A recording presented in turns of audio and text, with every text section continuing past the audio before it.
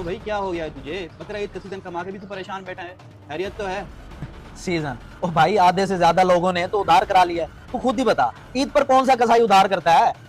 तो तुझे किसने मजबूर किया था उधार करने पे? ना करता उधार। पागल हो गया था मैं, मत मारी गई थी मेरी। मोहल्लेदारी का लिहाज करते करते फंस गया, और सबसे ज्यादा तो उस आमिर कुरैशी ने जलील कर रखा है। पैसे देने का नाम ही नहीं ले रहा। कुर्बानी के जानवर बनाया मैंने आपके, मुझे मेरी मजदूरी दें।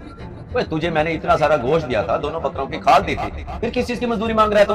भाईजान वो तो आपने अपनी खुशी से दिए थे। एक बकरे की बनवाई 5,000 रुपए है, 2 बकरे बनवाए थे आपने, 10,000 रुपए बनते हैं। मेहरबानी करें, मुझे मेरे पैसे दें। ओए तेरा दिमाग खराब हो गया क्या? 2-3 हजार रुपए बकरे की बनवाई चल रही है और तू 10,000 रुपए बना के खड़ा है। उससे कहीं ज्यादा कीमत की तो तू गोश्त और खाल लेके गया है। आज के बाद तेरा मुझसे पैसों का कोई तकाजा नहीं बनता, और आइंदा के बाद मेरा रास्ता रोकने की जरूरत नहीं है।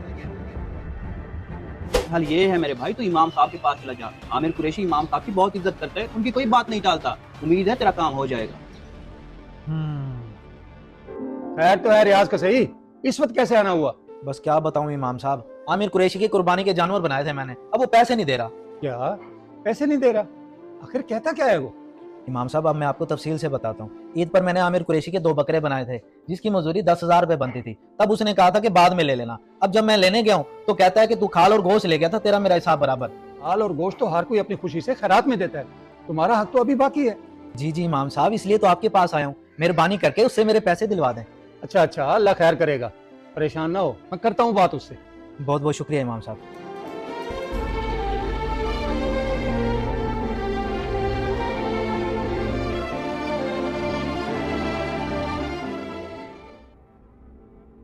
अस्सलाम वालेकुम इमाम साहब, ये खाना लाया हूँ आपके लिए, गरम गरम है, नमाज से पहले पहले खा लें, कहीं ठंडा ना हो जाए। ले जाओ इसे वापस, मैं तुम्हारी तरह हराम नहीं खा सकता।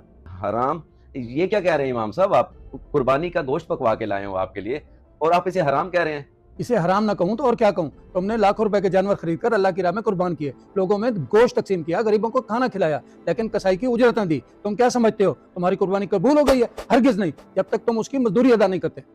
इमाम साहब इसका मतलब कि मेरी कुर्बानी कबूल नहीं हुई? लेकिन मैंने उसे बहुत सारा गोश्त और खाल दी तो थी। तो मेरे भाई, गोश्त और खाल खैरात में दी जाती है, उजरत में नहीं। तुम अगर चाहते हो तुम्हारी कुर्बानी कबूल हो जाए तो जाओ उसे राजी करो। ठीक है इमाम साहब, मैं अभी जाके उसकी उजरत अदा करता हूँ। अल्लाह पाक मुझे माफ करे। अब किस लिए आए हो मेरे घर? लगता है गोश्त और खाल की भी जरूरत पड़ गई है तुम्हें। अरे नहीं नहीं रियाज भाई, ऐसी कोई बात नहीं है, मैं अपनी गलती पर शर्मिंदा हूँ, हो सके तो मुझे माफ कर दें। मैं आपकी ये मजदूरी के पैसे देने आया हूँ, ये लें पूरे 10,000 रुपए। लगता है खुदा खौफी आ गई आपको। मुझे मेरी मजदूरी मिल गई है, मुझे और कुछ नहीं चाहिए। मैंने आपको माफ किया, अल्लाह भी आपको माफ करे। आपकी कुर्बानी कबूल हो। आमीन। बहुत शुक्रिया रियाज भाई, अल्लाह हाफिज।